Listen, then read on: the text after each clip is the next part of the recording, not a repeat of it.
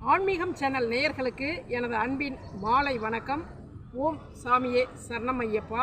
சபரிமலை செல்லும் பக்தர்கள் சிறப்போடு யாத்திரையை முடித்து வர நாம் எல்லாம் வல்ல ஈஸ்வரனை பிரார்த்தனை செய்து கொள்வோம்.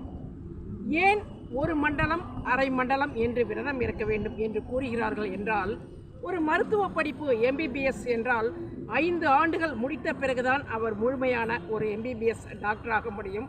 ஒரு டிப்ளமா இன் டீச்சர் எஜுகேஷன் என்றால் அவர்கள் 2 ஆண்டுகள் படித்து முடித்த பிறகுதான் அதனுடைய முழுமையான விவரங்கள் அவருக்கு புரியும்.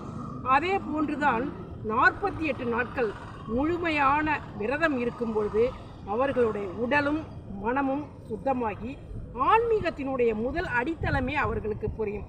அவர்கள் சரணம் சொல்லும் பொழுதும் காலை மாலை ஸ்நானம் செய்யும் பொழுதும் நெற்றியில் சந்தனம் குங்குமம் இட்டுக்கொள்ளும் பொழுது அவர்களுடைய தன்மை முழுவதுமாக மாறி ஆன்மீகத்தில் அடியெடுத்து வைக்கிறார்கள்.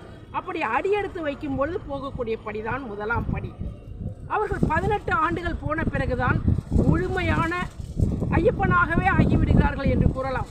அந்த அளவுக்கு அவர்களுடைய ஐயப்ப சுவாமியினுடைய அருளாசி கிடைக்கிறது. அதனால்தான் 18 ஆண்டுகள் போனவர்களை குருசாமி என்று அவர்களுடைய வழிகாட்டுதல் படி செல்ல வேண்டும் என்று கூறுகிறார்கள். ஆகவேதான் ஒரு விரத முறைகள் என்பதை முழுமையாக முடிக்க வேண்டும்.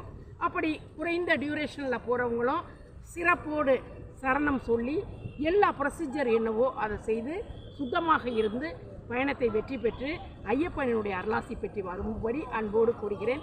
நன்றி, வணக்கம். இதை பார்க்குறவங்க லைக் ஷேர் கொடுக்கணும். தேங்க்யூ.